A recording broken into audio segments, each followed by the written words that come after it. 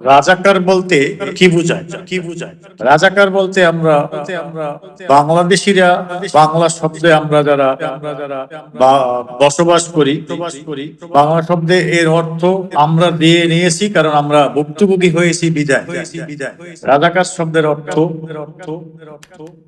1971 সনের মুক্তিযুদ্ধে যারা হত্যা, ধর্ষণ এবং অগ্নি সংযোগের মতো কার্যকলাপে পাকিস্তানি হানাদার বাহিনীর সাথে লিপ্ত ছিল, তাদেরকেই আমরা বাঙালির রাজাকার বলে থাকি।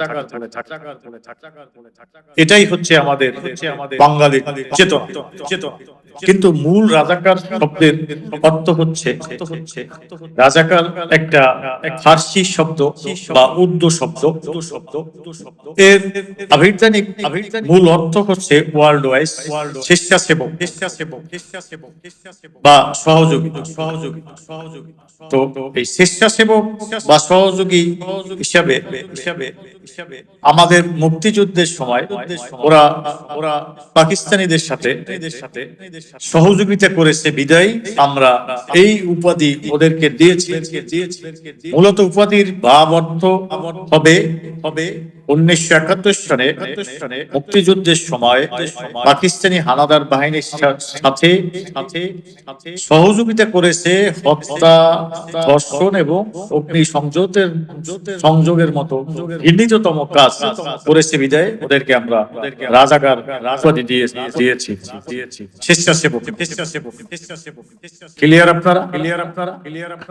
এই হচ্ছে আমাদের বাংলাদেশিদের এবং রাজাকারদের ঘৃণিত ব্যক্তি। এরা মানবাধিকার লঙ্ঘন করেছে। সেই জন্য ওরা আমাদের সাথে ছিল না, যুদ্ধের সময় ছিল না, বাংলাদেশ হোক সেটা ওরা চায়নি। তাই ওরা রাজাকার। এই রাজাকারদের কখনোই বাঙালি যারা বাঙালি জাতি ক্ষমা করবে না। ওদের সাথে ওঠা বসা, সামাজিক মেলামেশা এগুলো করাও যারা করে তারাও আমি মনে করি অপরাধ বাঙালি হিসাবে। তাই একজন বাঙালি হিসেবে বলবো, এই যারা এরকম ঘৃণিততম কাজ করেছে, এদেশের মানুষকে হত্যা করেছে, মা বোনদের দর্শন করেছে, নিরীহ জনগণের বাড়িঘর চালাও পুরাও করে হচ্ছে এবং এইটা করার জন্য সহযোগিতা করেছে, ওরাই হচ্ছে মূলত রাজাকার। এই রাজাকারদের সাথে যারা মিশেন তারা একটু ইতিহাস জেনে বুঝে মিশছে, কারণ ওরা ঘৃণিত লোক। ওদেরকে আমরা ঘৃণা করি, স্মরণ সবসময় ওরা ঘৃণিতই থাকবে। দেশের বাংলা ভাষাভাষী মানুষ যতদিন থাকবে ওদেরকে ঘৃণা করবে, এখন ওই বাজে কাজের জন্য।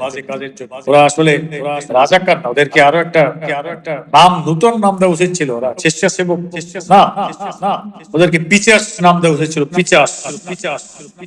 সবাই ভালো থাকবেন, ধন্যবাদ।